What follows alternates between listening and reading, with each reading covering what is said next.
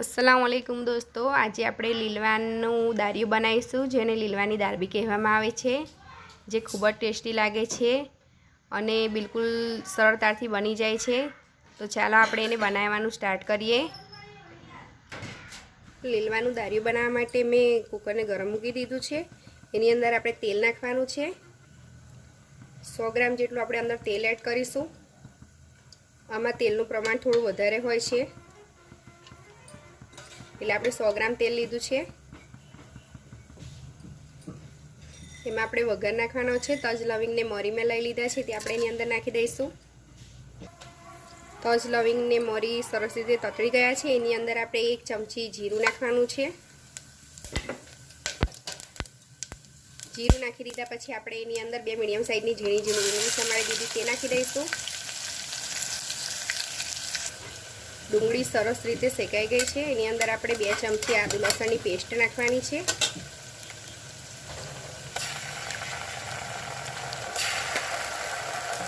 એને સરસ રીતે શેકાઈ જવા દેવાની છે। આપણે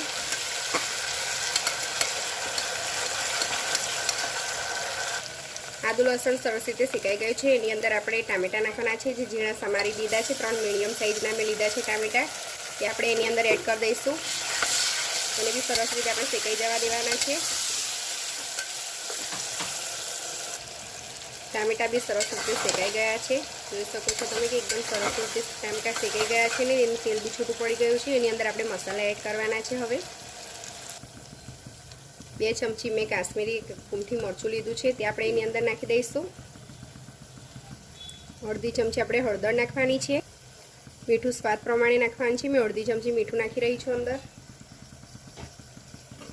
સરસ રીતે મિક્સ કરી દેવાનું છે। થોડુંક પાણી નાખીને આપણે શેકાવા દઈશું મસાલાને। 1 કપ જેટલું મેં અંદર પાણી એડ કર્યું છે, એને આપણે શેકાવા દઈશું। જોઈ શકો છો તમે કે સરસ રીતે બધા મસાલા શેકાઈ ગયા છે ને એનું તેલ બી સરસ રીતે છૂટું પડી ગયું છે। એની અંદર આપણે હવે દાણા નાખવાના છે। 500 ગ્રામ તુવેરના મેં દાણા લીધા છે, તેને આ રીતે ક્રશ કરી નાખ્યા છે ચોપરની મદદથી। તેને આપણે એની અંદર નાખી દઈશું। એક વખત આ રીતે ઘરે જરૂરથી ટ્રાય કરજો, ખૂબ જ ટેસ્ટી લાગે છે। તેને સરસ રીતે મિક્સ કરી દેવાનું છે।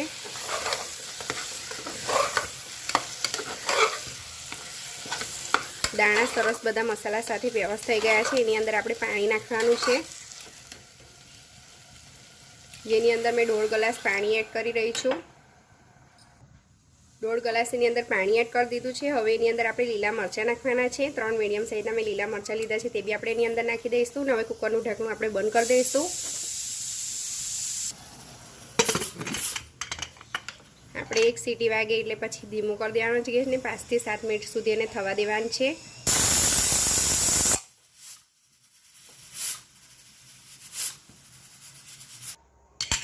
દાળિયું આપણું સરસ રીતે તૈયાર થઈ ગયું હોય દેખાઈ રહ્યું છે। સમય થઈ ગયો, જોઈ શકો છો તમે કે ખૂબ જ સરસ માશાઅલ્લાહ તૈયાર થઈ ગયું છે ને એની સ્મેલ બી ખૂબ જ સરસ એકદમ સરસ આવી રહી છે। એની અંદર આપણે હવે ગેસ ચાલુ કરીને ગરમ મસાલો નાખવાનો છે। 1 ચમચી મેં ગરમ મસાલો લઈ લીધો છે, તે આપણે એની અંદર એડ કરી દઈશું। 1 કપ જેટલું મેં અંદર પાણી એડ કરી રહી છું। 2 મિનિટ માટે આપણે એને થવા દેવાનું છે।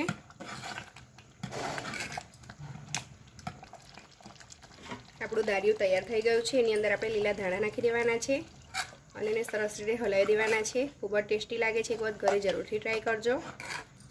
રોટલી સાથે ભાત સાથે ખૂબ જ સરસ લાગે છે। હવે આપણે દાળિયાની અંદર બેસન થોડુંક શેકીને નાખવાનું છે। 2 થી 3 ચમચી જેટલું મેં તેલ લઈ લીધું છે। એમાં આપણે 1 ચમચી બેસન એડ કરવાનું છે અને એને સરસ રીતે શેકાવા દેવાનું છે।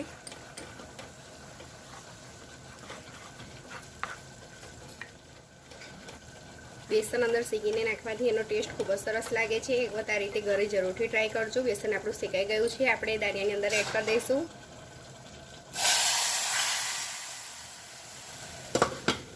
એને આપણે સરસ રીતે હલાવી દેવાનું છે।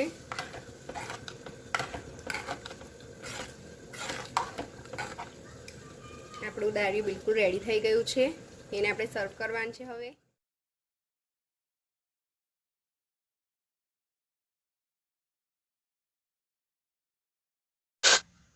માશાલ્લાહ, જોતામાં જ મોઢામાં પાણી આવી જાય એવું લાગી રહ્યું છે ને આપણું દાળિયું. ખૂબ જ સરસ ટેસ્ટી આપણું દાળિયું તૈયાર થઈ ગયું છે. એક વખત દોસ્તોમાં જરૂરથી શેર કરજો અને સબસ્ક્રાઈબ કરીને બેલ આઇકન જરૂરથી દબાવજો તો અવનવી રેસીપી મારી તમને મળી રહે.